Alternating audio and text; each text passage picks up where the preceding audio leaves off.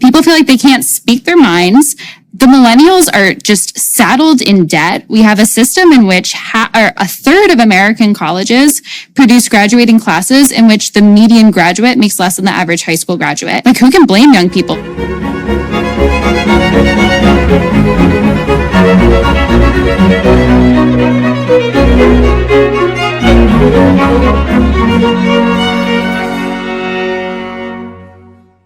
Hello, everyone watching and listening. Today, I'm speaking with Greg Lukianoff and Rikki Schlott, co-authors of the new book, The Canceling of the American Mind. We discuss the inception and inspiration of this new book, which seeks to assess cancel culture as it's harshly affecting American universities and other institutions. We break down the difference between feminine and masculine tendencies in regards to free speech, the entirely real and yet rarely discussed phenomenon of toxic femininity, and why we must prioritize a cultural shift away from the ease of self-described victimhood. So you have a new book coming out on October 17th. This is recorded in 2023. October 17th, Canceling of the American Mind. Authors Greg Lukianoff and Rikki Schlott. So congratulations on that. Thank you so much. Why don't you start by telling us a little bit about the book and why you guys are partnering together also to write it? Yeah. Well, I think it's probably a little unusual for a 48-year-old and a 23-year-old to be writing together, but I couldn't feel luckier than to get to work with Rikki Schlott. She's absolutely brilliant, and it was something that we knew right away when we saw her writing when she was 19 and 20, that there was something very special about this young woman. So originally, Rikki reached out to us because she read my book with Jonathan Haidt, Coddling of the American Mind, and said, this is exactly right. This is exactly what I'm seeing in my own environment, that the threats to free speech are also devastating to mental health. And she actually dropped out of NYU in 2020, also during COVID, which I think is exactly the right move. You know, once you're on lockdown, drop out. That defeats a major point of college. And originally what we were planning to do was write a book, or what I was considering doing was writing a book that was a follow-up to Coddling, even though Canceling is a follow-up in a sense, something that was much more directly a follow-up, because it's me, the book was written by me and Jonathan Haidt, like two 48 and 60-year-old Gen Xers. But a lot of it's concerned about the terrible injustice we do to young women, teaching them the mental habits of anxious and depressed people. So she wrote me and Haidt to talk about if we thought maybe COVID could uncoddle young people by presenting challenges that they could then overcome. It's a little optimistic. Probably a little overly optimistic, but I was excited about the premise. And immediately realizing just how brilliant she was from her writing, she became a FIRE Fellow. And we talked about the idea of working together on something that would be a follow-up to talk about it from a Gen Z young woman's perspective.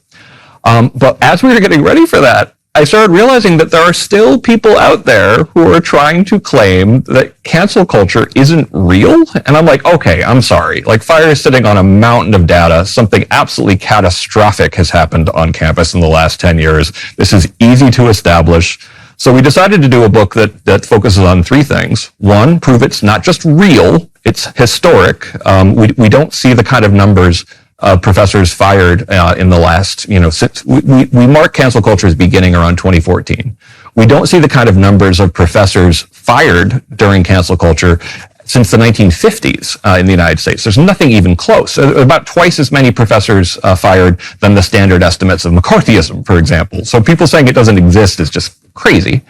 Then we try to situate it as part of a way of winning arguments without winning arguments. That essentially it succeeds so well because people realize I could try to refute you an argument and I might fail, but I could also scare you into thinking that you don't have a livelihood going forward, to just make the cost so high of dissenting that you win arguments without persuading anybody. And then the last part of it is really trying to point to different potential solutions. Yeah, and I would also add that the difference of our perspective together is really rich, because I'm Generation Z. We're decades apart. We have very different political beliefs, but everything in this book in terms of classical liberalism and free speech and pluralism and reinvigorating our democracy and our civic conversation is just like, we hold that so near and dear into our hearts. And I think that cross-generational kind of melding really worked very well to our advantage in the book. Absolutely. And Rikki also made me more of a cat person. No, well, that's always I a did good convince thing. him to get cats in the scheme of in the time that we did the book together. Yeah. Good. Well, you're also always supposed to pet a cat when you meet one on the street, so. I remember that from your book, and I think that's exactly excellent right. advice. That's exactly right. So you guys said a bunch of interesting things there, and we'll go through them, but I want to ask you first, Rikki, you pointed out that you two have different political beliefs, like you share some core presumptions, but you have different political beliefs. So how would you characterize both the similarities and the differences in your beliefs? Yeah, I'm a right-leaning libertarian. I don't want to speak for you in terms of how you define your politics, but I'm left of center homeless Democrat, but definitely. And when it comes to, and that may sound like highly inconsistent to a lot of people these days, but there was nothing inconsistent for someone my age to be really pro-free speech and also think of themselves as a left of center. Unfortunately, there are fewer and fewer of us. When I look at what was going on in the 90s, I always thought kind of like the more working class element of the left would win over. I thought the people who believed in speech codes and some of the identity politics stuff were just our crazies who would eventually self-marginalize. I'm really disappointed to see that they seem to have all the juice on the left at the moment. yeah, and it seems like, at least in my lifetime, the word liberal was associated with very illiberal actions and things in a way that, true classical liberalism is not a partisan divide in my mind. And I think that that's really where we share our common values. And certainly in terms of free speech and cancel culture, that's like the heart and center of our book. And we pull no punches. When we think the right or left has been wrong, just like we do with fire, we call them out. But when it comes to the phenomenon of cancel culture, the place where it's the most dominant, of course, is in higher ed, and that is a very, disproportionately lefty space. And it's gone really off the rails, as you well know, in higher ed. Rikki, how in the world did you become a right-leaning libertarian? I mean, as well, Jonathan Haidt's data in particular, although Craig worked on this too, I mean, the data is indicating quite clearly that there's a growing divide among young men and young women in relationship to their political affiliation, with young men increasingly tilting towards where you stand, I would say, right-leaning libertarian, and young women increasingly not only becoming much more miserable on the mental health front, but also becoming much more leftist. Yeah. So how is it that you aren't part of that cohort?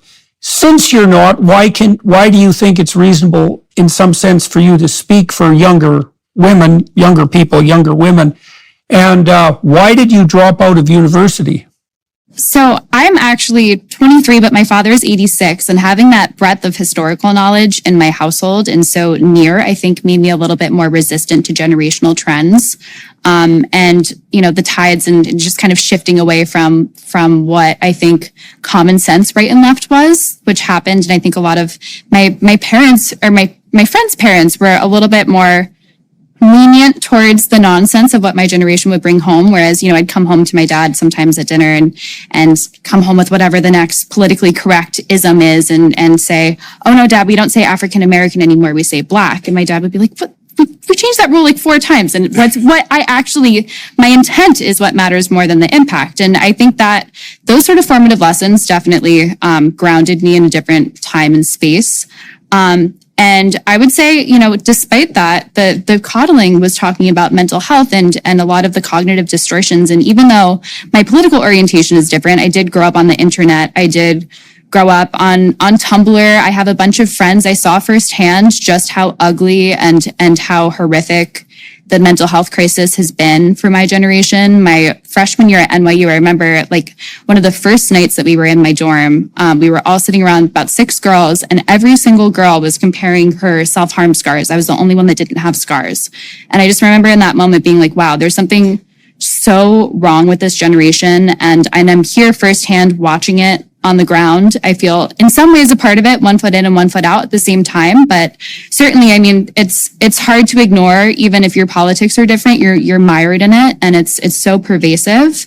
And then lastly, my decision to drop out of NYU, actually, and also I got into Columbia recently, and I don't expect to be doing that as well. I don't want to finish my undergraduate degree, frankly, because I had 2 great years at NYU, but unfortunately the stifling environment was just so beyond something that I could handle for myself. And I also think, you know, I mean, I had a 4.0. I was succeeding. I was headed to law school. I was on the right track, but I found something that I was passionate about. And I realized that I'd been kind of hoodwinked by a system that was telling me that I needed to fork over enormous amounts of money and spend time fulfilling requirements that weren't important to me and writing essays that, you know, defied my own personal opinions because of the obvious slants of my professors. And so at a certain point, I realized there are more than one pathway to success, and I'm going to tread my own. And fortunately, people like Greg were there to kind of pick me up and make sure that I ended up on the right track. And so this is a way cooler place to be at 23 than to have just graduated.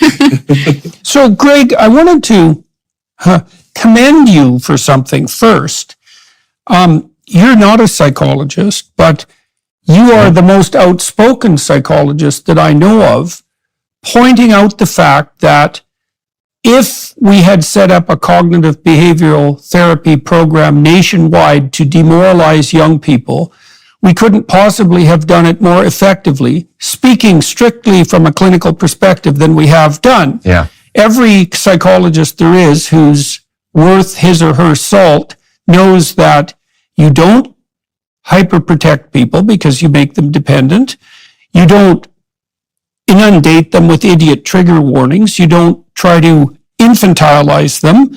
You gradually expose them voluntarily to situations and people and ideas that they're leery of. And by doing so, you fortify them in terms of their own self-concept and their ability to deal with the world. And there's nothing that therapists who are real know more thoroughly than that. If you don't know that, you're not a therapist, you're a bloody fraud. And despite that, there is an absolute dearth of psychologists speaking out against, say, cancel culture, trigger warnings, all of this infantilizing idiocy that characterizes the campuses. Now, that's partly because, as I've found out in Canada, that if you do speak out, and this obviously speaks to cancel culture, the probability that the mid-level, miserable, resentful bureaucrats who are in charge of doing things like handing out professional licenses will come after you. And if you can't afford to have your career threatened, well, then you're in trouble. Now, I don't think that excuses people precisely, because I think there's a time and a place to speak in some ways, regardless of personal cost. And the thing is, you've spoke, so obviously it can be done. Now, I want to talk to you, both you guys, about some psychological ideas that I've been working on, and some of them are quite contentious, and I'd really like to know what you think. So, first of all, there's a very large literature on female antisocial behavior. Now, it's not as extensive as male antisocial behavior literature, because males who are antisocial tend to be violent physically, and that gets more attention. But there are antisocial females, and they have a very set way of going about destroying their opponents to their own advantage. And the way they do that is by innuendo, reputation savaging, and gossiping.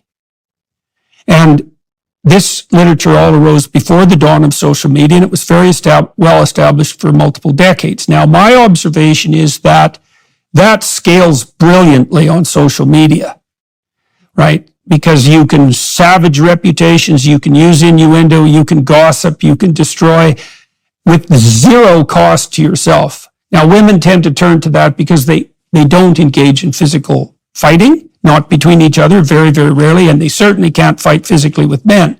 So if they're going to be antisocial and instrumental, narcissistic, psychopathic, and all of that, they're going to do it in this more subtle manner. Now, I see absolutely no limits to the expression of that sort of behavior whatsoever on social media. In fact, quite the contrary. That leads to a even more dismal possibility. This terrifies me, to tell you the truth. So, the problem of parasitical criminality, parasitism in particular, is so deep that sex itself evolved as a solution to the problem. So the problem of parasitism is very, very old. And this proclivity of the psychopathic and narcissistic types to denigrate and to elevate their reputation falsely is a form of parasitism. And it has no constraints whatsoever on social media. We know that the troll types and the online criminal types are much more likely to have dark tetrad personality characteristics: Machiavellian, narcissistic, psychopathic, and sadistic, because the other three weren't enough. My sense is that we've enabled the psychopaths. They have free rein to express themselves in this more feminine, antisocial manner. And we risk bringing down the whole house of cards because of it. So the first thing I'd like to know is, what do you guys think about that hypothesis, this disparity in the virtual versus the real world?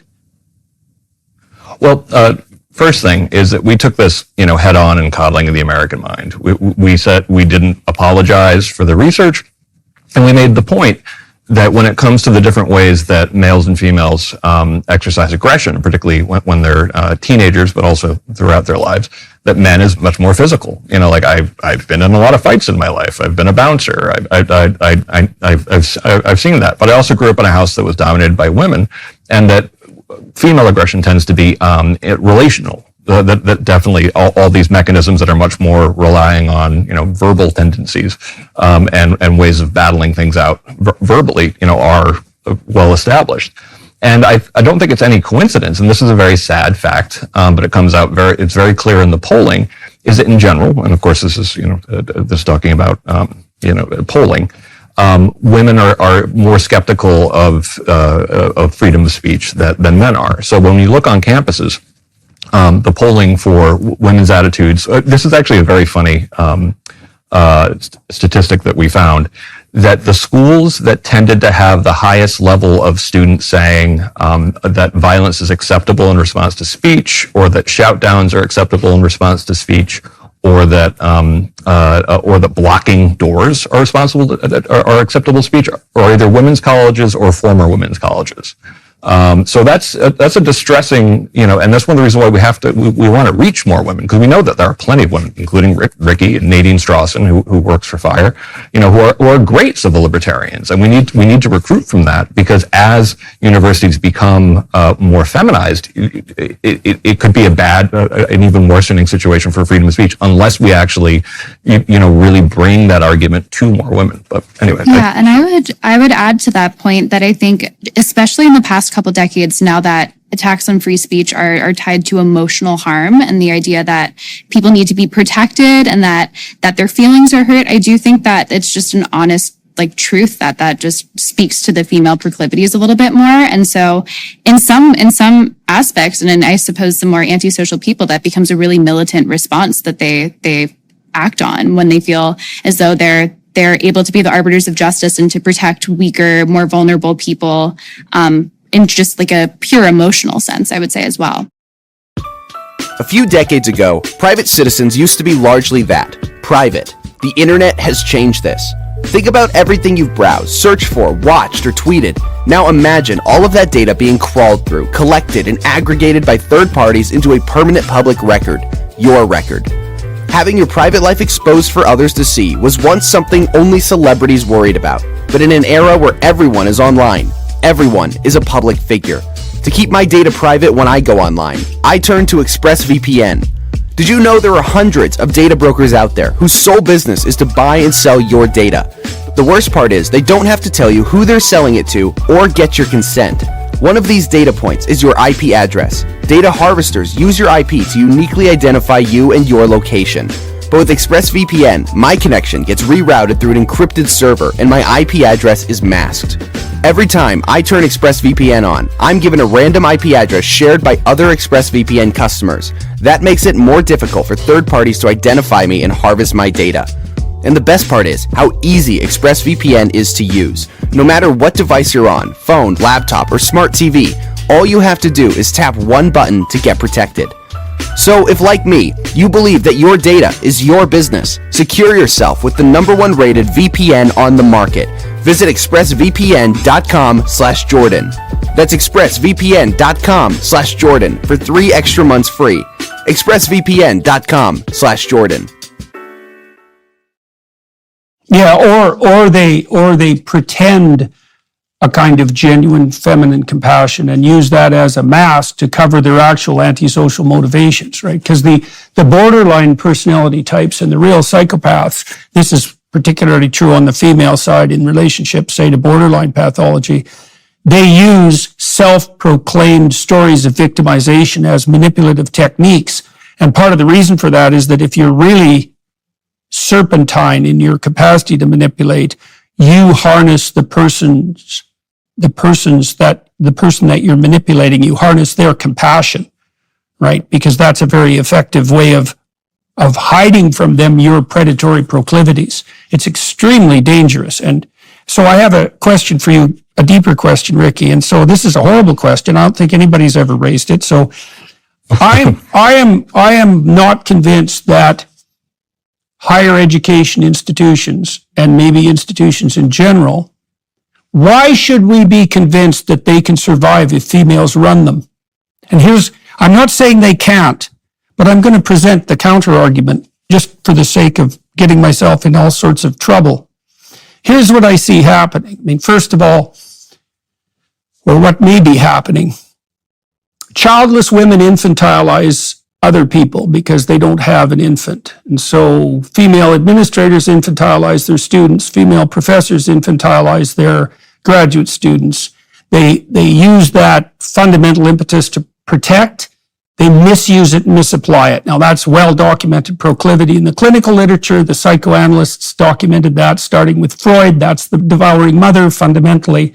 So, and then we have no historical data suggesting that women as such can organize large-scale social institutions, because as the feminists themselves have claimed forever, they were either not doing that or excluded from it forever.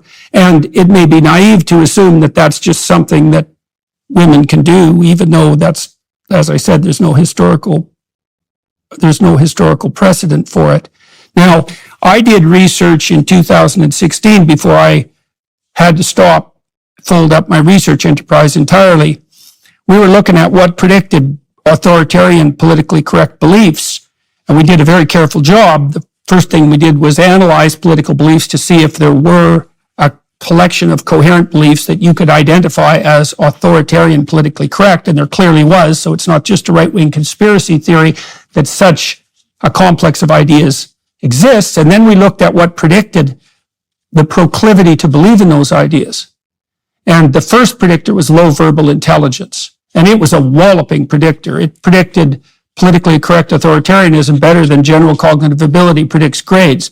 So that was quite shocking to us. But the next best predictor was being female. And the next best predictor was having a feminine temperament. And so, all that together makes up a pretty damn brutal story. And so both of you said that, you're very much hoping to reach out to women. And fair enough. And obviously there are women like Rikki who adopt viewpoints that aren't totalitarian compassionate, let's say. But something's very strange in higher academia and in our institutions overall. And I think toxic femininity is a very much under-discussed phenomenon. So, well, with that, have at her, because like anything I said that you think is wrong, boy, I'd sure like to hear it.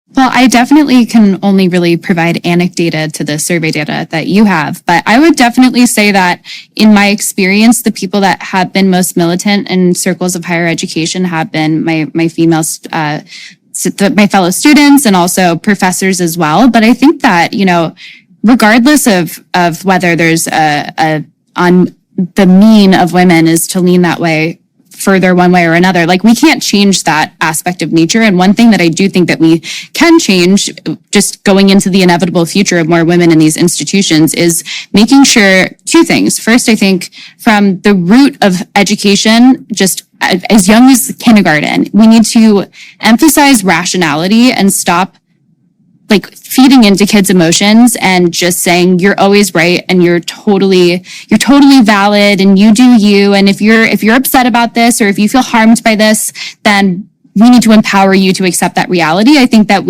that's what the coddling of the American mind talked about. And I think that really hijacks women's psyches more. And I think that we need to, from the start of education, emphasize rationality, that emotions are a valid part of the human experience, but that they should not lead your rational, common sense kind of mindset. So I think that's one thing. And I think the other thing is also making sure that our universities can maintain a balance that's more healthy than the balance that we have right now. Because like, I think of Richard Reeves and his research in boys and men falling behind. And so I think it's a combination of having to make sure that we can foster young men who are able to take up leadership roles in higher education. I think that the education system by and large is fairly feminized and it definitely feeds more into female strengths than male strengths, especially given the fact that girls tend to develop a couple years earlier than boys. And so I think that that's another thing that we, maybe it's as simple as redshirting boys and making sure that we have more young men who will end up in those leadership positions in the end, because having a 60-40 split, which I think is what the current situation is in higher education right now, is not healthy, I don't think, for the future or for society. No one side should be falling behind so dramatically and so quickly over the past couple decades. So those would be my two things to point to on that front. Okay, so let's talk about that. So the first question you might ask is, if there is a feminine proclivity to prioritize emotion, why might that be? And I would say there's two reasons, one which is nested in the other. So women are higher in trait neuroticism, which makes them more prone to feeling negative emotion. They feel it more frequently and more powerfully. And that's extraordinarily well-documented phenomena cross-culturally. I don't think any psychologist who knows the literature would doubt it. And it's buttressed by the fact that there are sex differences in different forms of psychopathology. So men, for example, are overrepresented in alcoholism and in violent antisocial proclivity, but women are radically overrepresented in depression and anxiety. And that's also true cross-culturally. So women feel negative emotions more intensely. Now, then you might ask, well, why is that? And the answer seems to be, well, it has something to do with sexual maturation, because the differences in temperament aren't there in childhood. They appear with sexual maturation. And the reason for that, here's three reasons. One is, well, women are smaller than men at physical maturation, and so they should be more anxiety prone in a physical conflict. And that should co-occur with puberty, because that's when the size and strength differential kicks in. Then women are much more sexually vulnerable than men, because of course they can get pregnant and they have to bear the cost of that. And then probably more importantly, women have to take primary responsibility for early stage infant care. And the thing about infants is all they have is emotion to communicate. And more importantly, possibly, their emotions have to be regarded as 100% valid and correct, right? Because if you're a good mother, and I saw this with my wife, who, by the way, is not particularly agreeable and is very low in neuroticism, she would respond to her infant's distress like in a microsecond.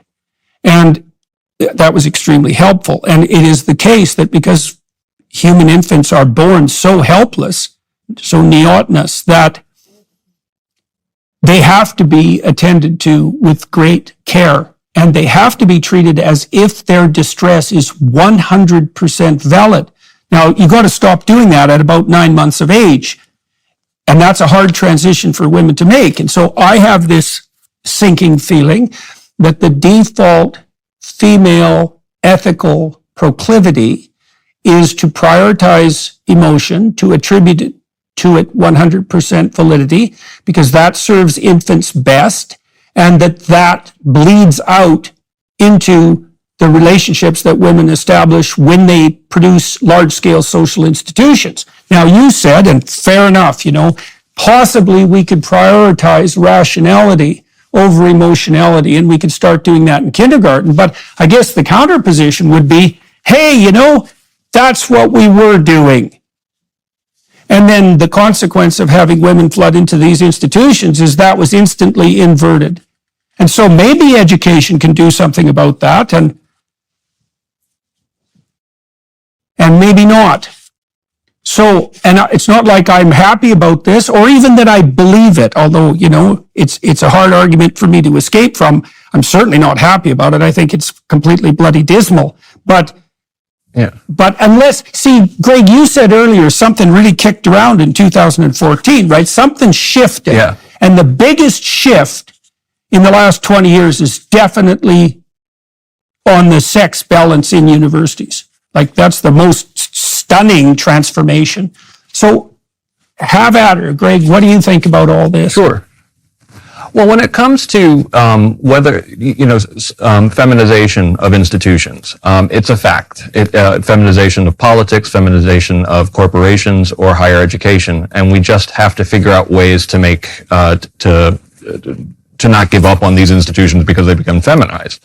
Now, I do have some hope there, partially because I think that men have been able to reflect on downsides of masculinity, including things like excessive machismo, which can be very destructive. And I've certainly seen that in my own life and among my own friends, that there's a kind of dangerousness and stupidity that men have as well. Now, as a society gets more feminized, I don't think it's going to take forever for people to start realizing that a more feminized society also has its own unique downsides, and for people to, especially women, to push back against some of these. And there certainly are women out there who are pushing against it. I should note that some of the best champions against cancel culture are themselves women. Alice Dreger, Megan Down, Bridget Fetsy. There's a long list of J.K. Rowling. J.K. Rowling, who have really stood up against this. Yep. So I think that, I think that by nature, different genders, and this is actually, of course, the fact that saying this is radioactive, I think is just absolutely ridiculous. Talking about that different genders have different strengths and weaknesses, that's a fact. But we do have a not bad track record of learning how to recognize what were our strengths and weaknesses and get past them. And we're going to have to, because it's not like higher ed is going to suddenly have good gender balance like immediately. But one of the things that we really do try to point out in the book, and a major part of the book, is we talk about different kinds of rhetorical fortresses. And what we mean by that are really creative and some not very creative ways of getting out of addressing someone's actual argument. And we first go through the ones that left and right and basically all humanity uses, which we call the minefield and the obstacle course. But then when we get to on the left, we go through this thing that we call the perfect rhetorical fortress. It is just this exquisite maze of dodges all over the place of ways to not have to address the person's argument. And we even go through what we call the first one, by the way, is labeling someone conservative.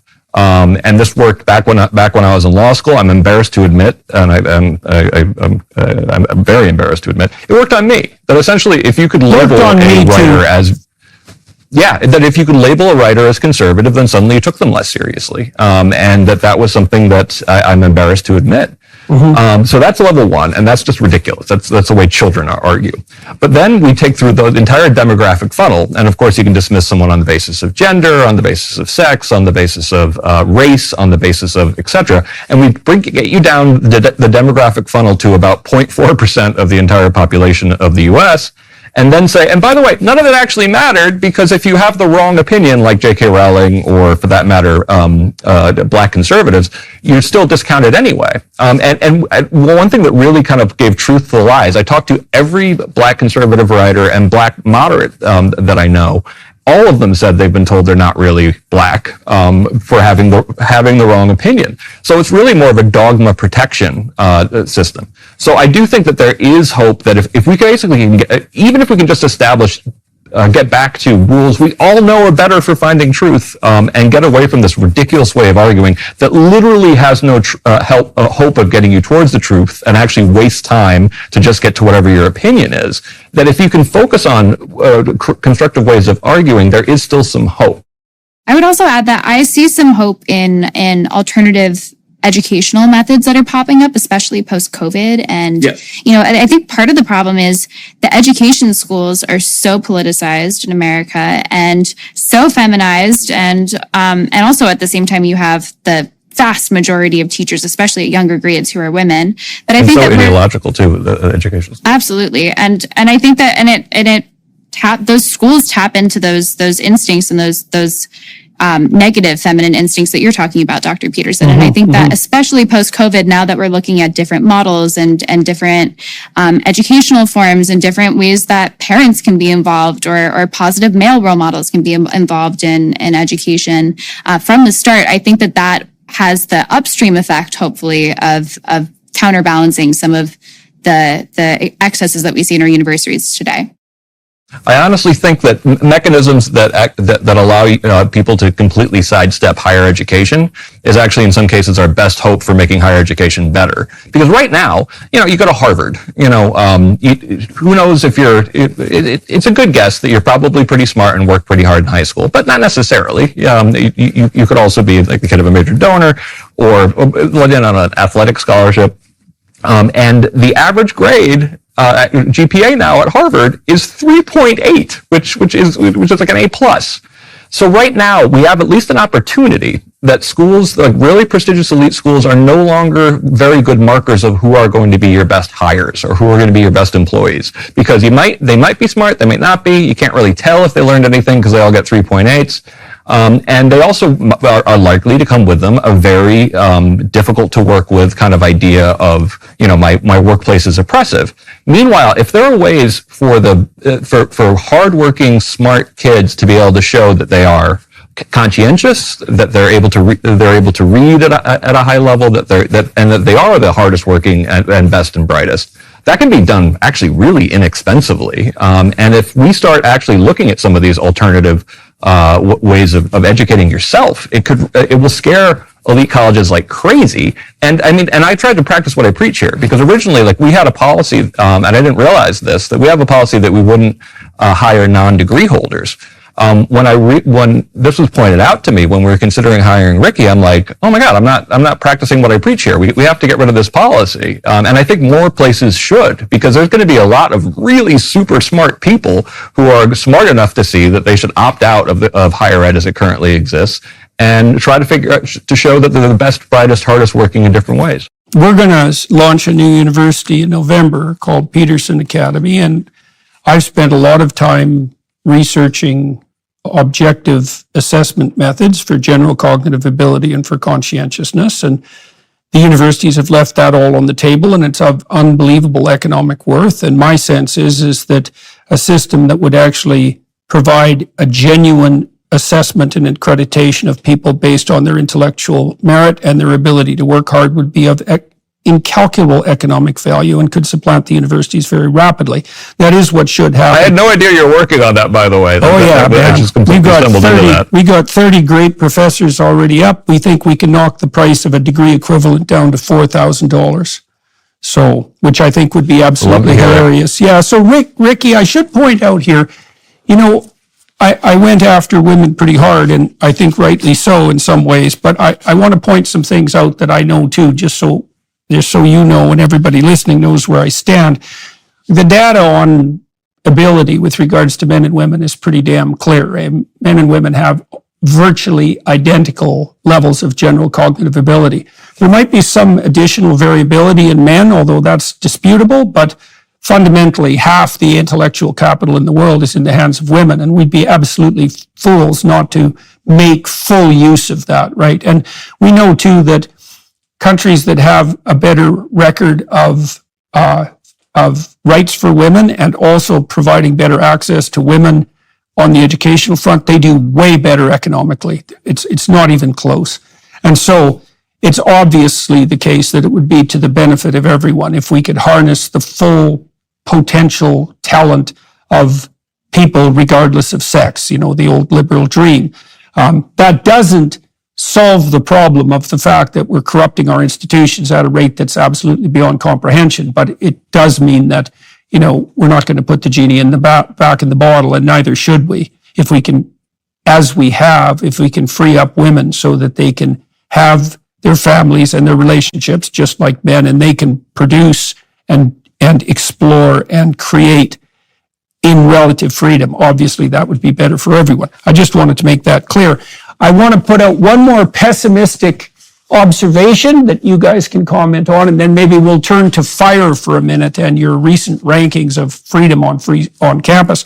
Well, so we have this potential problem of the feminization of the institutions and the rise of politically correct authoritarian doctrine and the cancel culture that's emerged out of that. We've talked a little bit about that.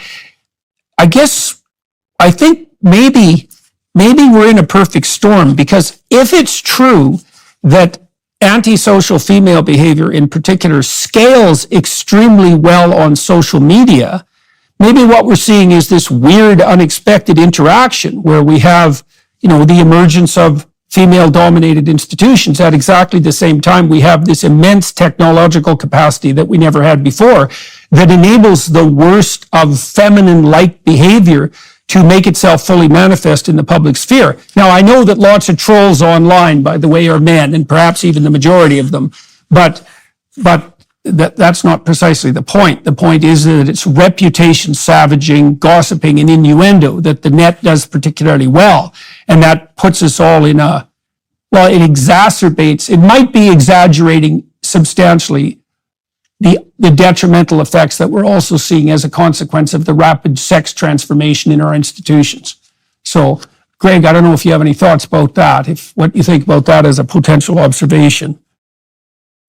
I think that when you pointed to the sex difference being the major change that we saw in 2014, and I know it's almost become a cliche, I really do think that the big change that allowed for cancel culture more than anything else is a massive technological shift. And when I was in law school, I did 6 credits on censorship during the Tudor dynasty. And because I'm a First Amendment nerd, and our theory of prior restraint in the United States and First Amendment law comes actually out of the old print licensing scheme in Tudor and Stuart England. And I actually studied a lot of the first person who licensed printers in England, which was Henry VIII. And you can see from 1521 to 1538 this desire to put the genie back in the bottle, as you say. But the simple fact is that when you introduce a huge number of additional people to a global conversation, it is unavoidable that you'll enter an anarchical period. You're going to enter a crazy period because, yes, printing press, long term, great benefits to it. Short term, increase in the witch trials, absolutely crazy, bloody wars of religion, that it led to some short term, really horrific results.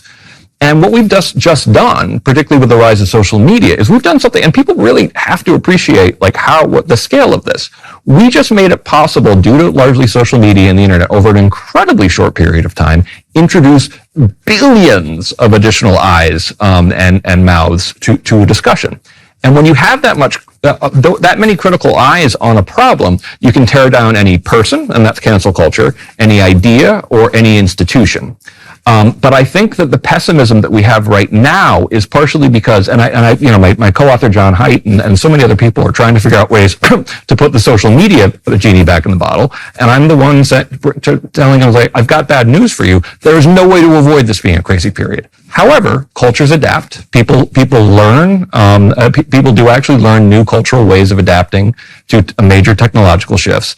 And over a period of time, it actually turned out that those extra million eyes that the printing press brought onto problems were incredibly good at actually getting towards truth, because you had this mass disconfirmation. You had that many more people reading something could actually point out falsity much faster. And that's the way you get to truth mostly, is just by chipping away at falsity.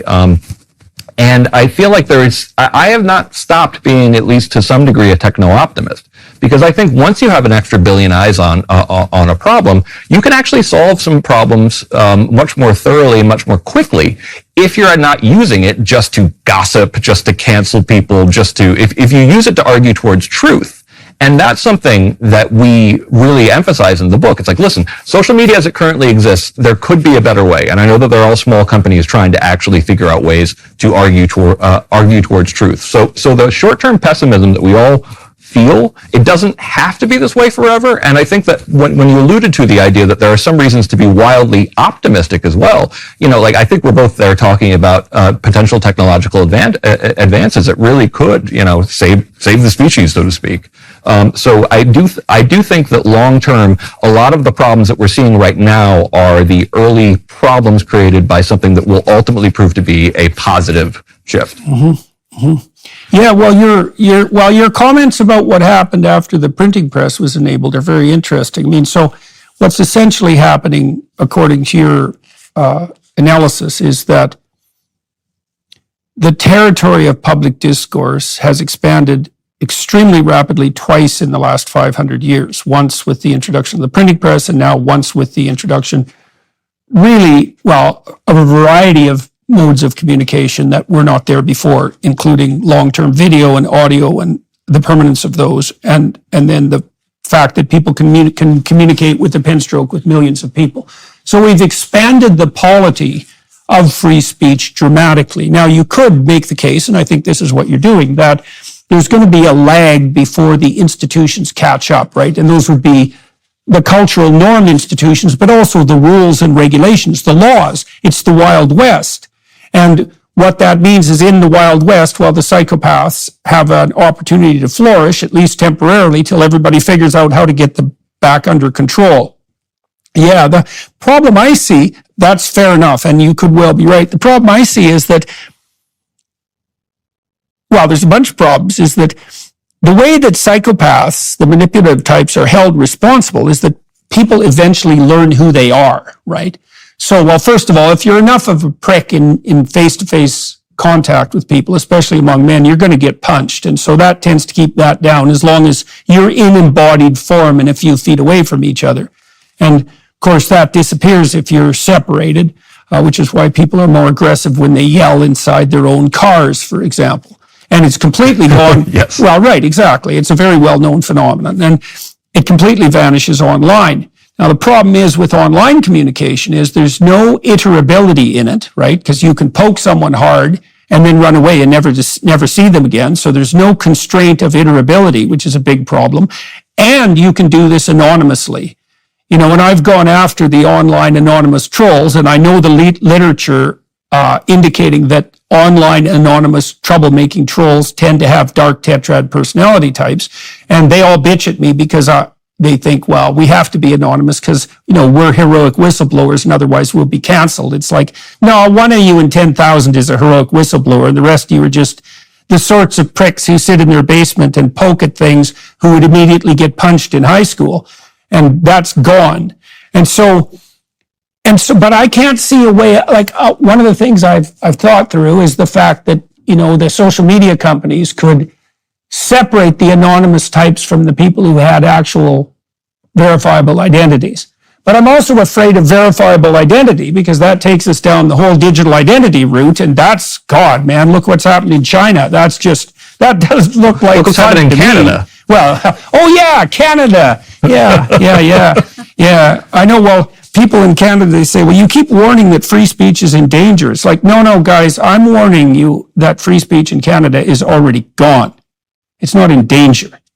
It's already gone. And, to the degree that that's the case in places like the US is debatable, but I don't think it's debatable in Canada. It's just that people haven't woken up to it. Anyways, you are optimistic, but with that optimism, what do you see? What do you see? Mixed. Okay. Well, fair enough. We're in very, very variable times, let's say. I'd call myself hopeful. Okay, well, what do you see?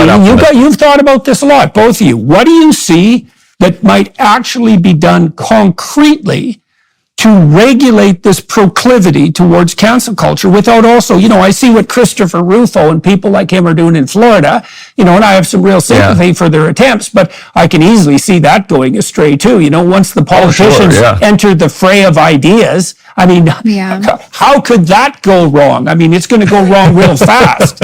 Right. And Yeah, real fast. Yeah. real fast. Yeah, absolutely, man. Because most of these ideas have to be beat in the realm of ideas, as far as I can tell. Yeah. Right. So Yeah. what do you see as concrete steps that are positive that we could take moving forward, say within the universities?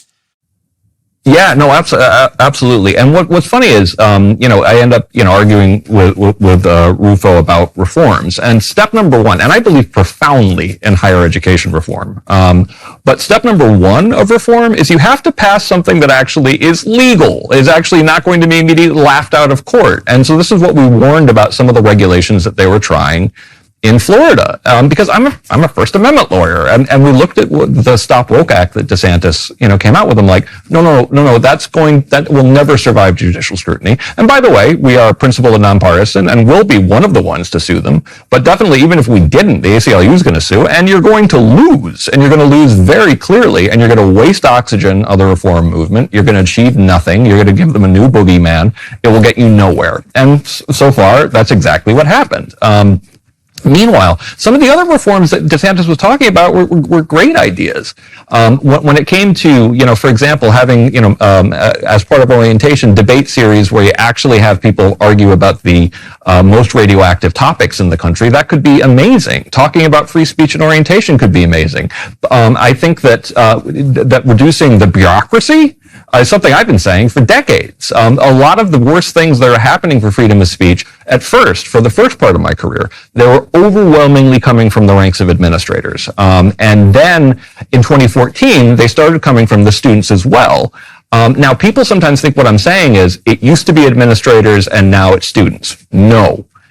Now it's administrators and students, and usually end students they like. So like what happened at Stanford, my alma mater, when they, shouted down Judge Kyle Duncan, that very much seemed to be a collaboration between some administrators in the DEI programs and students themselves to do a shout down there. So I think a de-bureaucratized university will have more free speech. It will have more due process. And it will have fewer of these incidents. But I also think we desperately need the kind of experimentation that you're doing, and the University of Texas at Austin is doing, Minerva University out in San Francisco, like ways that actually can perform better at much lower costs, that can actually tell you who the best and brightest and most hardworking are out there. And your point about the laws going horribly wrong, that essentially if you think you can just get rid of bad ideas on campus through legislation, well, I've got bad news for you. They're already trying to do that all across the country. They're just coming at it from the left rather than the right. And I'm very proud that we were able to find, because we've been looking, Dr. Peterson, we've been looking for this for a long time. We wanted to find a really good, terrible DEI policy to shoot down in court, to make it clear that this is compelled speech, this is against academic freedom, this is utterly inappropriate for a place that's supposed to be the marketplace of ideas. And we found that, unsurprisingly, in California. And the California community college system had a system that actually requires you, and this includes whether you're a chemistry professor or an English professor, to incorporate what is it called? Intersectionality, anti-racism, which is Kendi's idea, to incorporate all of these ideological things that a lot of people don't even believe are true to begin with, but that you have to actually incorporate in your classroom regardless of what you teach and regardless of whether or not you disagree with them or not. So we brought this in court. And it's been very funny to me, watching people who were totally with us when we litigated against the Stop Woke Act, freaking out that we're litigating against the DEI, tyranny, and making the point and I just argue back to them like, no, this is a gross violation. And I always make the point that telling people what they can't say is really bad and we will always fight it. Telling people what they must say is 1,000 times worse, and we will definitely fight that right away. That's what I objected to in Canada, and that's also why my license is on the line now, is because I am being told what I have to say, which is way different than what I can't say. It's a little bit of both, but yeah, it's stunning. It's beyond comprehension. Well, the other thing we found, by the way, in that research I referred to, was that if people had taken even one course that had a politically correct orientation, they were also much more likely to be politically correct authoritarians. So this this tactic that the radicals on the left have of gaining control of the education system, that's unbelievably effective. And Rikki, you mentioned earlier, this is something that's been an absolute bloody mystery to me. I can't believe, I'm not a fan of the Democrats in the U.S. for what that's worth, given that I'm Canadian, but the Republicans and the Conservatives have their problems, and one of those problems is kind of short-sightedness. It's like, I cannot believe, and I haven't had anyone explain this to me except Chris. I talked to Chris Christie about this because he went to battle with the teachers' unions in New Jersey. So, the faculties of education have a monopolistic hammerlock on teacher certification, right? And there's absolutely no reason for that. The faculties of education, to call their research dismal and misleading is to barely scrape the surface. They got to stupid several decades before the rest of the universities. They generally have the students who perform the worst academically.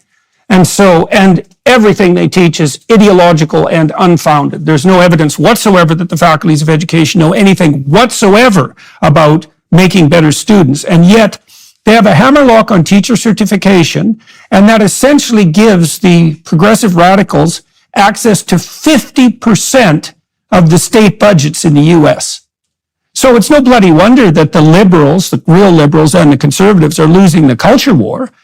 I mean, they handed the children, we've handed all the children to the faculties of education. And for the life of me, I can't understand how conservatives can't see that.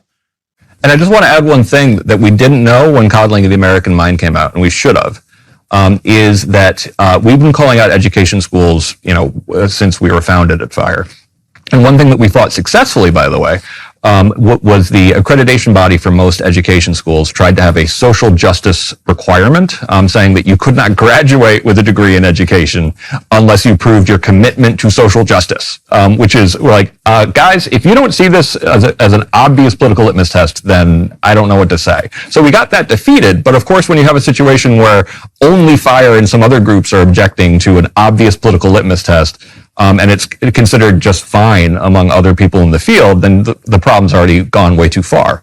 One thing we didn't know, though, is how much of the administration at universities come from education schools, and that we were way ahead of the curve fighting at the University of Delaware back in 2007. They had this absolutely crazy brainwashing program that involved people having mandatory meetings with their RAs where they had to confess they had to talk about when they discovered their sexual identity. And this was, in this case, one of the examples we had was a young woman, being in a session with a man's room being asked this, and her answer was, "None of your damn business."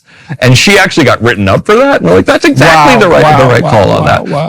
So we've been fighting this for a long time, but we didn't actually fully understand how much of the distortions we see in higher ed as it currently exists actually come from the fact that the administrators who are enforcing these rules and enforcing the speech codes and enforcing the bias-related incident program policies are actually education school graduates themselves. The Bible is the root of all wisdom, inspiration, and spiritual nourishment. The Hallow app empowers you to explore the Bible's profound teachings and to effortlessly incorporate them into your daily life.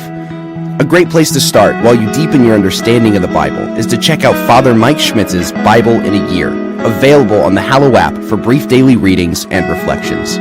Here you can dive into an extensive library of Bible reading plans, accompanied by insightful reflections and audio-guided meditations. Whether you're a seasoned Bible reader or just starting your journey, Hallow provides a platform for you to engage with Scripture like never before. Studying the Bible's literary brilliance has influenced countless writers, poets, and artists throughout history. By studying the Bible yourself, you'll gain a deeper appreciation for the power of storytelling, symbolism, and metaphor, enriching your understanding of literature across different genres. The Hallow app also helps you connect with a community of like-minded individuals, sharing experiences, insights, and encouragement along the path to spiritual growth. Download the app for free at hallow.com/Jordan. You can set reminders and track your progress along the way. Enrich your education and nurture your mind and soul today. Download the Hallow app at hallow.com/Jordan. That's hallow.com/Jordan. hallow.com/Jordan for an exclusive 3-month free trial of all 10,000 plus prayers and meditations. Yeah. Well, they're responsible also for the worst excesses of so-called psychological research in the last 60 years. It's like the self-esteem movement, that was a complete bloody catastrophe. That was the first time that the schools set out to actually produce neurotic narcissists, and they did that quite successfully. They pushed whole word learning, which plummeted California from top of the national standings in literacy to bottom within about 10 years, right? Predicated on the idea that just because expert readers could read a word at a glance, that we should teach children to do the same, even though we have a phonetic alphabet, which might have been a hint, right? The education schools produced multiple intelligences, which was a complete bloody fraud. They produced practical intelligence, social, emotional learning. Like, it's just one destructive, counterproductive, anti-scientific fad after another. And that's in addition to the fact that, well, they're woke beyond comprehension, incompetent, and generally have the worst students and the lowest academic standards. So the Conservatives couldn't possibly have done a worse job of defending their own territory if they would have come up with a plan to do so. So, Rikki, with what you're doing, like, my daughter is pretty active on social media, and she has a background similar to yours. I'd say her political leanings are probably approximately the same as yours, somewhat right-leaning libertarian. What sort of cancellation, etc., do you face online? Like, I mean, I've read the comments directed towards my daughter, and I mean, the ones directed to me are pretty brutal, but women do face a level of brutality, especially personal attacks, often appearance-related, that men just don't face. And so what's that been like for you, and has it been a problem? How do you defend yourself against that? Look at the expression, yeah. Yeah, I think, I'm benefited by the fact that I grew up with social media, and this is one of the few upsides of that fact, that I've been on Instagram since I was 11, unfortunately, but I do know how to deal with negative comments and negative feedback just from day one, essentially, of being an adolescent. But I would say, yeah, when I did my first real foray into mass exposure and seeing what, I tend to be like, I kind of roll my eyes at the like misogyny and like a lot of my feminist friends who are seeing it in every corner. But my God, when I did Bill Maher, did I see just like the wrath of God come for me in a way that was not coming from my co-panelists. So that definitely was a humbling experience. I made the mistake of reading the Reddit threads and then told myself, never again. Now I know what's out there. I know what they can come at me with. But I would say, yeah, there is that definitely, weirdly, all people on the left I've found so far, at least when I am on conservative forums, maybe because they're more friendly to my ideology, I get less of that. But certainly a lot of the more left-leaning Bill Maher fans were less fans of mine than most of my audience. Jordan, I tweeted out, about like how, like I said at the beginning, how lucky I felt to work with Rikki, and we're a great team, because I'm a crazy overwriter. Height was good at helping me with that too. I'll write 5,000 words that has to be boiled down to 500. Like it's a problem. And Rikki was constantly showing me that the thing that I took 3 pages to write that could actually be a perfect paragraph that actually was better than my 3 pages. So she's absolutely brilliant to work with. And I mentioned this on Twitter. And of course, a lot of people who think of themselves as champion of women and very progressive on the left immediately were like, oh, you're just writing with her because she's a skinny blonde who works for Fox. And I was kind of like, wow, so you're just... I'm writing with her because she's brilliant. And the funny thing is, we'd never met until probably like... We met after we signed the book deal, actually, in person for the first time, which was funny. Yeah. This was a pandemic meeting of mine. So, although it was kind of funny, like because I was so impressed with her, and my interactions with her was just like email and phone calls. When I first saw her, I'm like, oh my God, you really are a kid. What was my response? And Dr. Peterson, if I may go back to your question about what we can do to actually solve cancel culture, I do have, my expertise is certainly less professional, but more on the ground as a young person growing up in the age of cancel culture for as long as I can effectively remember. And I have to tell you, one thing that I think is just so underappreciated is the fact that just courage is contagious. And when I was at NYU, I learned the hard way that cancel culture thrives off of making everyone feel alone and as though they're the only person around them that thinks the way that they do. It incentivizes you to close in on yourself, to not share your beliefs. And, you could be sitting next to a roommate who feels the same way or someone across the hall. And when I first decided, my first article that was published was actually in the Daily Wire. And when I first decided to put my name to an article, I was ready for everyone I knew to instantaneously hate me and disown me. And some people not huge fans of what I was writing, and that's fine. But I found out that there were so many people that I was so close to in so many ways that actually shared a lot of my political beliefs, or at least the core principles of classical liberalism, or they respected me in a way that I didn't expect. And even at a place like NYU, and I actually say this in our book, but when I was a freshman, I was hiding books under my bed, including your book, 12 Rules for Life, and Thomas Sowell's books. So I had my secret library underneath my bed, which I'm ashamed to admit looking back. But when you're an 18-year-old in a new place, yeah, exactly. But when you're an 18-year-old in a new place, the incentives are to close in on yourself. And as soon as I spoke out, I had administrators, professors, people that lived on my floor in my dorm, people that I was friends with for years. And if we can just prove that this is a tyranny of the minority, which it absolutely is statistically, even with Gen Z, even though our Gen Z politics are so out of control, if you look at what generations have a positive view of cancel culture, the most positive view is millennials. It tapers down as you get older, but the least positive view by far is Gen Z, because we grew up in it. We know how awful it is to be a teenager with tripwires all around you. And if we could just get more young people to say, you know what, here I am being open and honest and humble and criticize my beliefs, but they're out here and this is who I am, then the courage will be contagious. I feel very confident in that. Well, there's something I want to zero in on that too. So you tell me what your experience was. So you said, you were hesitant when you first started to write, but so one of the things I've realized more clearly in the last 5 or 6 years is that the meaning that sustains you in life is certainly not a hedonic meaning. And the reason for that, at least in part, is that, hedonism can make you impulsive and make you sacrifice the future for the present. And it can alienate you from other people, because if you're hedonistically inclined, you'll use other people. But there's a deeper reason why it's not reliable as a means of orientation, and that is that if something terrible happens to you, hedonism isn't going to protect you because you're not happy when you're suffering. And so if you're relying on a hedonistic viewpoint, then as soon as you're miserable, you're doomed. So then you might say, what do you turn to sustain you? And you can think, you have your relationships, your loves, and your interests and all of that. And I think that that's crucial. But there's something else that sustains you too. And I think this points deeply to what makes life actually meaningful. And that is that adventure sustains you.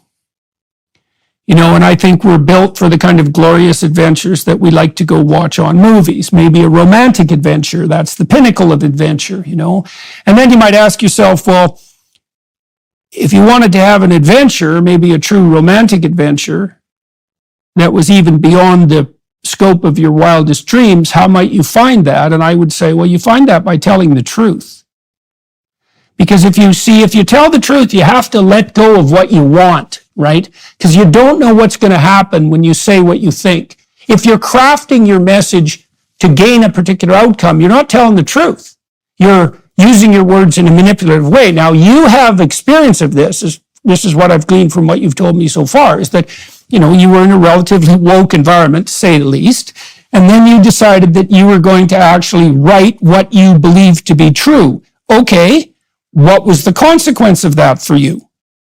I mean, I certainly have a few less friendships, but they were not the ones that were meaningful and actually bringing me towards my higher purpose in life, I think 100%. And I mean, I have to say, looking back, as scary as it was to be on the precipice of deciding, do I want this to forever, Google will exist and that my name is forever in the record with all my political opinions. And it felt very much like a no going back sort of situation. And I absolutely zero regrets at all whatsoever, because as you're saying, like, the authenticity is the most important thing. And I think that there's a real crisis with young people who are growing up online, even if it's not their politics, even if it's just feeling like if they say something inartful or they make a dumb joke and they're a teenager, that it could be screenshotted and sent to everyone or sent to their college, or their college might revoke their admissions. Like, I think that the way that our teenage fumbles are just so etched in stone with technology and social media today, I think is really causing a crisis of authenticity with young people. And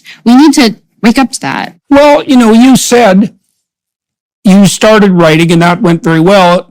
It propelled you out of the university. It propelled you into this career you already have at a very young age as a columnist. It's propelled you into a fire fellowship. And now you're about to become the co-author of a book that will probably be bestseller. And, you got rid of some friends you didn't need because you found out who they really were. And to me, that seems like nothing but benefit. Now, my observation has been, if you do say what you think, there's a short-term price to be paid, which is, of course, why people lie to begin with. They want to avoid the price, or they want to gain something they don't deserve. So that's the reason to lie. So what's the reason not to lie? Well, the answer is, you get to have your adventure. Now, you have to pay the price for it, and that might be that you get raked over the coals a little bit when you open your mouth. But it looks to me like, you're on a pretty good pathway at the moment, and that wouldn't have happened if you wouldn't have decided to take the risk to actually write down what you believe to be true, despite your youth and your lack of preparation for doing so, right? So you have that psychological authenticity, but that's not all that happened. As soon as you did that, a whole series of doors opened to you. And there's no reason to assume at all that that's going to stop. And I think that happens to everyone if they actually abide by and speak the truth. I think that pathway is open to everyone.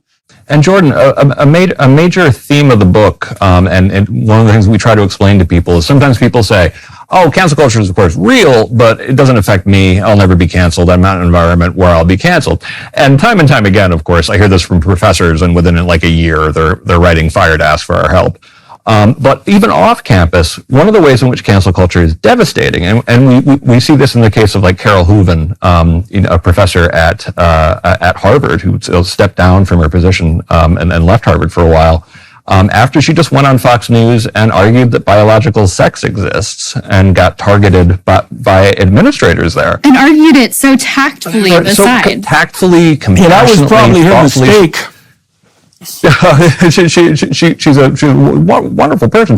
But of course, what I feel like these people don't get is like, that you've completely destroyed any credibility that anybody will have ever debating these topics ever again when it comes from academia. If people know that one Galileo can be sacrificed for arguing that the Earth goes around the sun, they're not going to trust anybody else who says that the sun goes around the Earth again. That's just the way it works. And from that kind of effect of having the billion extra eyes on the problem, what I feel like it showed us how shallow our expert class is, how shallow our pundit class is, how, it let more people know about the replication crisis and how much shoddy research comes out of higher ed. And that led to sort of like an epistemic anarchy kind of situation like we currently have. But that's not sustainable. And what happens over time, and I think is happening, is people are looking primarily to individuals who they're like, okay, who has always been honest to me? Who has actually always said what they think is actually true? And I think that one of the reasons why I'm, like I said, I'm not necessarily optimistic, but I am hopeful, is that, and particularly on places like Substack, for example, you see some of these experts who have always shown integrity, creating audiences around themselves to be the people who raise their hand and say, by the way, one thing I can say is you'll always get the truth from me. Yeah, like Jay Bhattacharya at Stanford, for example. Yeah, there's lots of examples like that now, and there's more academics like that coming out of the woodwork all the time. Hey, so let's talk about Harvard. You brought up Harvard. I used to work at Harvard, and I loved it there. I mean, it was a great institution when I was there in the 90s. You, in a fit of comic accuracy, your organization, FIRE, has just awarded Harvard your coveted you score below zero on campus freedom score, and which I don't know how you can score below zero on a scale, so I'd like to hear about that. I think you actually invented a new category, which was abysmal, and abysmal's not good. Can you explain why is this not just a joke, let's say, and can you justify what you did and let people know what it means? Yeah, I've been kind of amused by some people that I know at Harvard claiming that our survey was arbitrary because it couldn't possibly be true that Harvard scored actually less than 0 by our rating. Now, to be clear, we have done every year we've been doing it. FIRE has conducted, and progressively, the largest study of student opinion about the atmosphere for freedom of speech on their campus ever. Like from our very first one, I believe it was the largest one that was ever of student opinion. And now we're up to 55,000 students that we talk to. We work with a group called College Pulse. We create representative panels at each school. We survey them on everything from how acceptable violence is in response to freedom of speech to whether or not they feel like they can disagree with each other or whether or not they're afraid to disagree with their professors. We also have the largest database of speech codes ever put together. We evaluate universities according to their written policies. We evaluate them in terms of cancellation of professors and attempts to cancel professors. We certainly think that if you have a huge number of professors who have been targeted, that certainly speaks badly of the environment to begin with. But certainly if you're firing them too or punishing them too, that's even worse, and that's a bigger thing. We have the biggest database of students being targeted, and we combine all of this research together in definitely the most ambitious attempt to rank schools according to freedom of speech, ever done. And I don't put a thumb on the scale at any of this. And Harvard, when we never did well on our survey. It was always in the bottom 5th. Sometimes it was in the bottom 10. Last year it was in the bottom 5th. But every year we try to refine it. We try to make it more and more accurate. So we figured out rigorous ways to actually include things like professor cancellations and that sort of stuff. But the biggest thing we emphasize are what students are actually saying about the environment on campus. And the news wasn't great. Interestingly, Michigan Technological University ended number 1. The most elite school that ended in the top 10 was University of Virginia. University of Chicago always does very well. But besides those schools, elite higher education has done terribly. Last year, the dead last one was Columbia, and this year it was Harvard. But Harvard really scored abysmally, like it earned that. Because, for example, University of Pennsylvania in Philadelphia has had a really rough bunch of years. I mean, they're targeting Amy Wax is just one of the things that's going on, like a tenured professor that they're trying to get rid of. But the students themselves are saying this is an environment where it's really hard to have a discussion about anything important. And of course, a lot of these schools, you end up them at the same time having, being kind of soft on violence in response to speech, which might be part of the problem. But University of Pennsylvania, which was 247 out of the 248 schools that we ranked, got a score of like 11.63, which is really bad. Harvard's score was negative 10.67. We rounded them up to 0 because we thought that was the responsible thing to do. But they actually scored below 0 according to all the different environments that we rank, including, again, most importantly, what students are actually saying about the environment at Harvard. How can you score below 0? How do your scales work? I know this is a technical issue, but I'm still curious. I mean, how is that even possible? We give schools scores for whether or not they support students when they're in situations when they have their free speech challenged and when they have a speaker disinvited, and you get negatives for things like if you have a disinvitation and the school didn't do anything to stop it, you get negative points. And most schools, all 247 other schools were able to. We didn't think there was any risk that a school could get an actual negative score because we do these little adjustments here and there very rigorously to try to accommodate for the fact that one, students sometimes go to schools that they think are actually pretty good for free speech, but actually, if you look at their record, they're firing tenured professors for freedom of speech. So, like Princeton actually scores surprisingly well, even though they fired tenured or they forced out Professor Joshua Katz. Now, of course, they said that was for sexual misconduct, but it's really clear the reason why he was targeted was because of his calling, I think, BLM like a hate group or something like that. That's when the scrutiny started, and that's what they actually got him out for. So they get a ding for forcing out a tenured professor. But the students there themselves, and this comports, somewhat with my own experience, I actually think the environment's not that bad for free speech. Princeton doesn't do great, of course, So we include all of these factors together. And Harvard, Harvard's been on our 10 worst schools for freedom of speech list, I think 4 times already, and we've only been doing that since 2011. So it shouldn't have come as such a shock to Harvard that they need to fix things. And meanwhile, good friends like our advisory council member Steven Pinker, who's been a friend of FIRE forever, he created a group that was to defend academic freedom and freedom of speech at Harvard. I think he got 100 scholars to join it. And this is something that actually creates an opportunity for them to be taken more seriously. And meanwhile, kind of like as far as schools that we interact with, FIRE has a really good track record of convincing schools to do the right thing. Sometimes we have to take them to court. Sometimes it's just public pressure that actually leads them to do the right thing. Harvard won't ever budge on any of this stuff. And the question is, will the fact that their own students and that their own behavior has gotten them this ranking, will this make them take the issue of academic freedom and free speech more seriously? And actually, honestly, Jordan, you probably know better than we would. Yeah, well, the question is Harvard a university or a hedge fund? No, I'm dead serious. I mean, just because something says it's something. I'm laughing because it's true. Yeah. I mean, I'm laughing because it's true. I worked out that they had something like the GDP of Lithuania, to one side several years ago, and now it's up to many of the Nordic countries. They have $60 billion or something like that to one side. Exactly. Well, that's it. And I mean, at some point, the university is a sideshow, and we already might be at that point.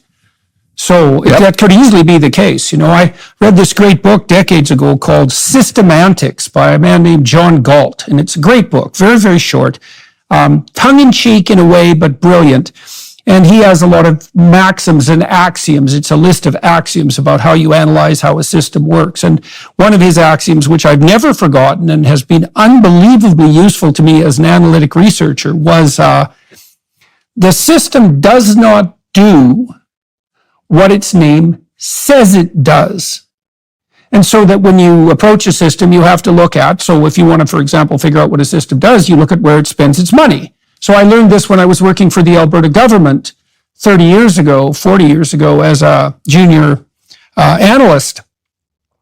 I had to gather statistics on how much the social services branch of the government spent on the actual people to whom they were delivering services, right? So that would be people receiving welfare and who are being subsidized for kindergarten and so on, everything that comes under the rubric of social services. And I found out that that there were no stats. The system wasn't set up to actually monitor its own behavior, and that the consulting company that had been hired to produce the report detailing those numbers the year before had just basically made them up. And no one could tell any different. And then I realized there were no stats? No. Nobody had actually looked at how much the net recipients were receiving.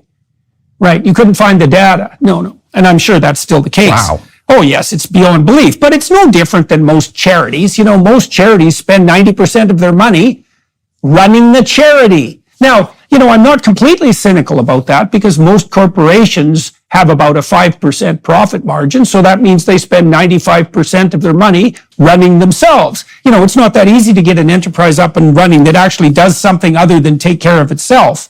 But when you look at a organization like Harvard and it has that immense storehouse of money, you think, well, why do they care about being a university? What the hell difference does it make? There's $60 billion sitting there. That's got to be the fundamental preoccupation. Now, that doesn't account for why it's become so insanely politically correct. When I've talked to Harvard professors, one from the Kennedy School, which was particularly worrisome given its primary role, let's say, in determining American domestic and foreign policy, and then one from a different department, who both told me that one from the business school told me, or the Kennedy School told me flat out that the professors there are terrified to say anything they think because the students will skin them alive. And then in the other same thing from a Kennedy School person last month. Yeah, well, isn't that wonderful? When it was the preeminent. Well, it's just so absolutely appalling. And so, yeah, well, we'll see if Harvard responds to any of that. They might, and they might not. It was a great institution when I worked there. I mean, the faculty ran the place, the senior faculty, that is, and the senior faculty were top rate. And the second most important people were the undergraduates, and then likely the junior faculty, then the graduate students, and only then the administration. And the administration actually ran the university I'll give you an example. So I had a friend who was a professor there, Patrick Kavanaugh, brilliant psychologist investigating vision. And they invited him in, as they did with senior faculty members, with, good bonus and money to set up their lab. And he wanted a shower in his lab. And they said yes.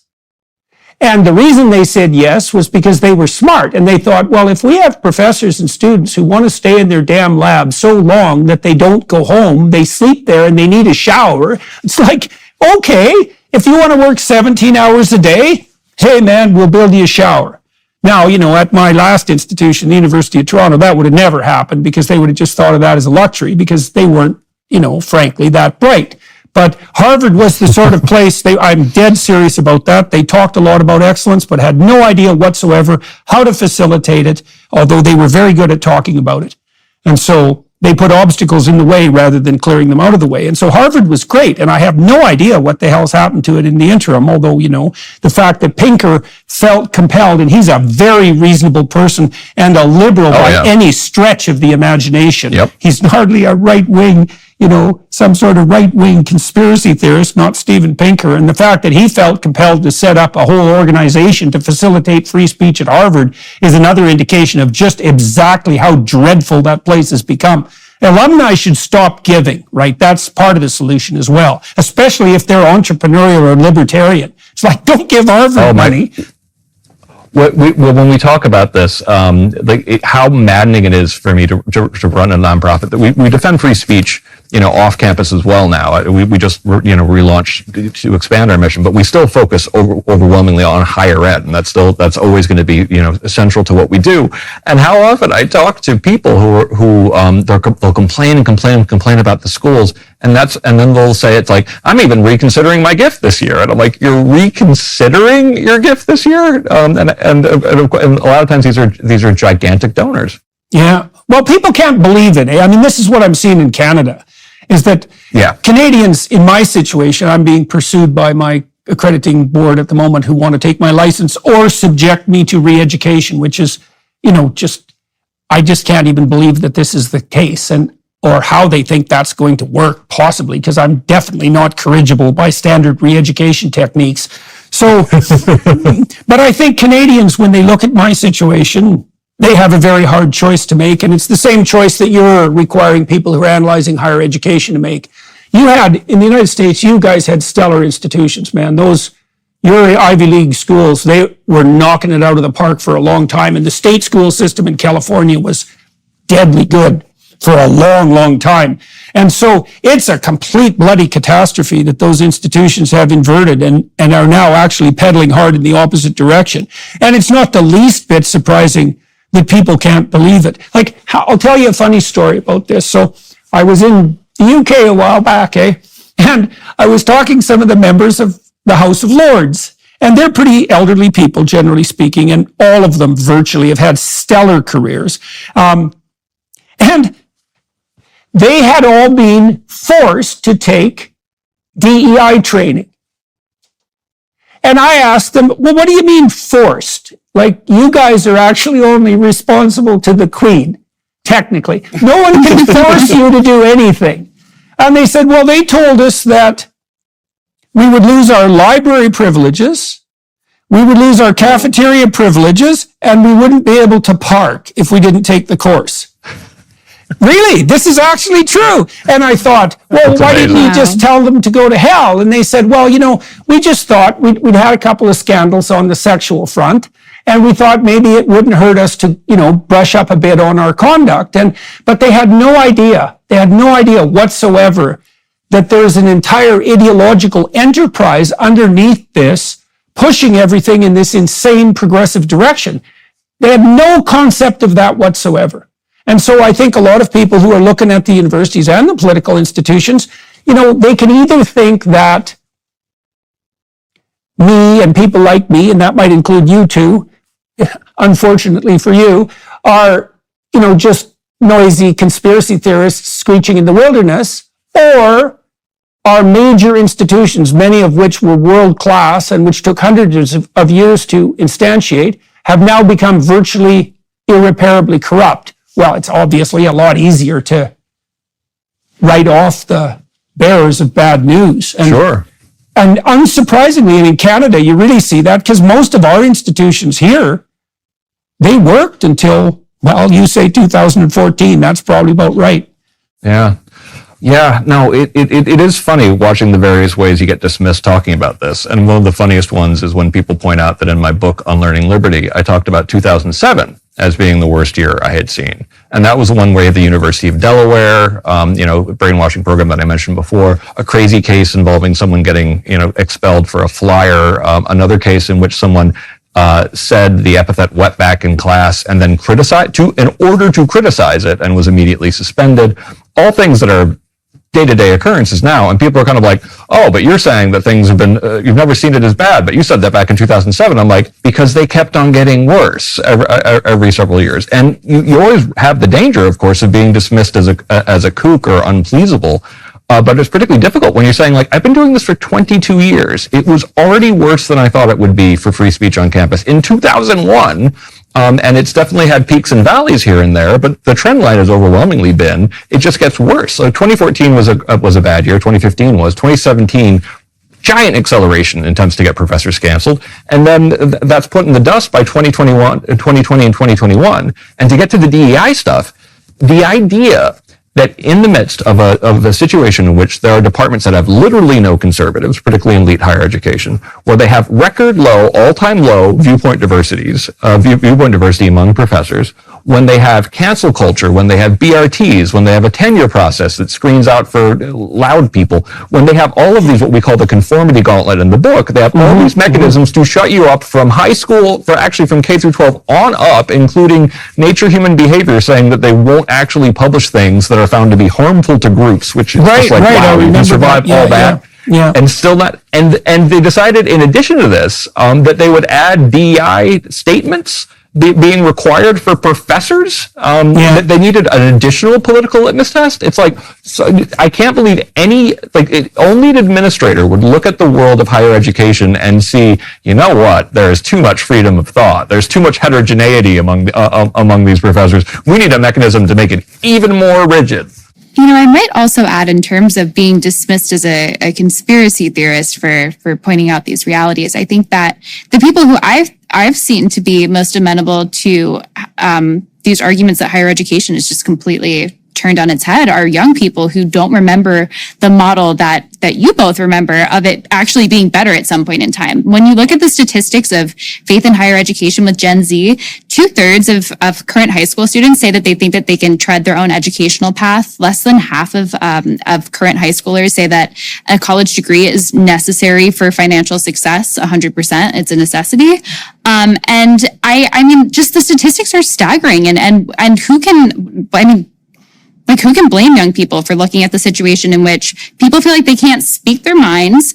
The millennials are just saddled in debt. We have a system in which a third of American colleges produce graduating classes in which the median graduate makes less than the average high school graduate. Like, the system has absolutely been filled with federally backed money and student loans. The generation above us is crippled. The institutions are dysfunctional, and no wonder young people who then were told, oh, not only are you going to shell over an arm and a leg to join this university, but now we're going to do the pandemic, and what NYU did that was cool. That was something. Still charged us full tuition for Zoom school. Yeah. And that was when my family was like, you have our blessing, you get right out of there. No, that was unbelievable. And like, I really feel for you in the most fundamental way. When I was a kid going to school in Alberta, now Alberta was a rich place at that point. You could make quite a bit of money working in the summer because of the oil industry, essentially. It had elevated salaries. It took me a month's work to pay my tuition for the year, and I could make enough in 4 months to pay the whole year, no problem. And I worked part-time during school. And then I would also say,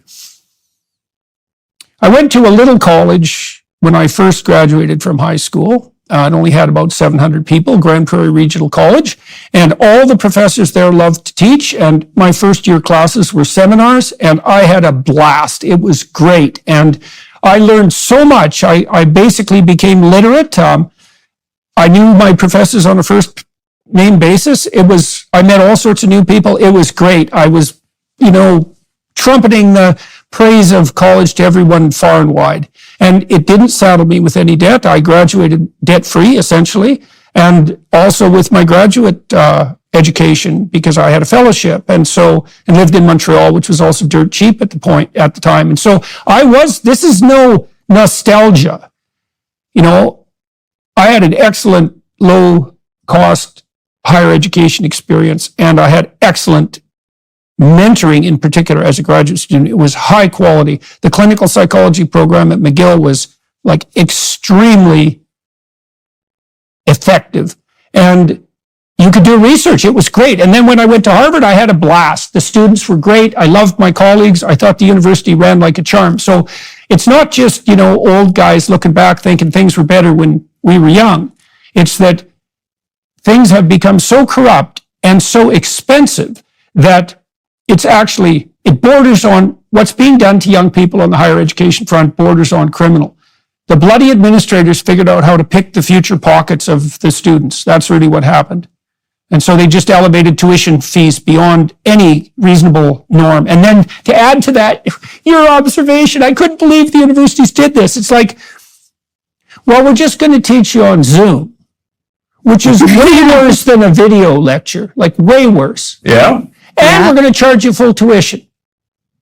Yeah. Mind-boggling. Not to mention, half the kids in my classes were in completely different time zones. So they're up at 3 a.m. and they all have their cameras off as well. It was an abdication of all of the school's responsibility on just a fundamental level. At the same time, all of our lives are being torn apart with these wild cancel culture mobs, which we talked earlier about whether social media made cancel culture go awry. I mean, certainly when you not only have social media as the predominant tool of communication going into a pandemic, but then you require that it only be the primary sole communication between people where you no longer have to look at your classmate in the eye and stuff. The conversations that I saw on social media, even in Zoom chats during lectures, it's just absolutely rampant, out of control, antisocial behavior. And I think before the pandemic, we were all kind of complacent for a while and thinking that, cancel culture slowed down after 2016 and people often are very early to champion that it's over and ended. But then we have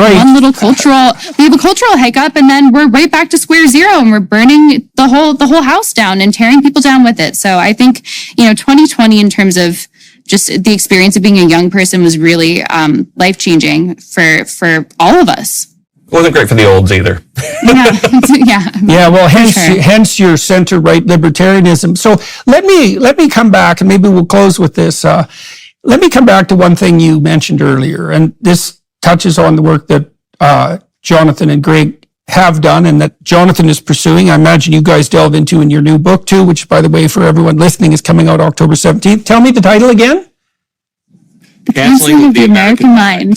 Oh, did you rehearse that? Jinx. Yeah, that was real good. That was real good. Canceling of the American Mind. Yeah, you mentioned in your, the first discussion that you had when you went off to university that all the girls that you were sitting around had a history of self-harm, and Jonathan has done a very good job. Jonathan Haidt has done a very good job of documenting this cataclysmic rise in self-destructive neuroticism. Hey, here's something that's useful to know. So, in the Neo-PIR personality questionnaire, that it's the gold standard for assessing the 5 dimensions of personality. So, one of the subfacets of neuroticism, so that's the proclivity to experience negative emotion, literally one of the subfacets is self-consciousness.